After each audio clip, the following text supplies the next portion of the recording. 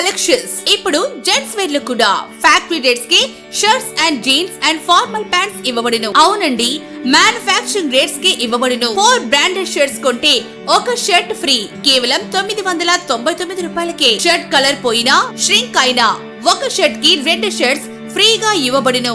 1100 రూపాయల విలువ గల బ్రాండెడ్ జీన్స్ కేవలం 550 రూపాయలకే. ఫార్మల్ ప్యాంట్స్ 299 రూపాయలకే. Proprietor Siri ladies and gents collections 10 rupees shop దగ్గర ఎల్పీ రోడ్ దర్శి.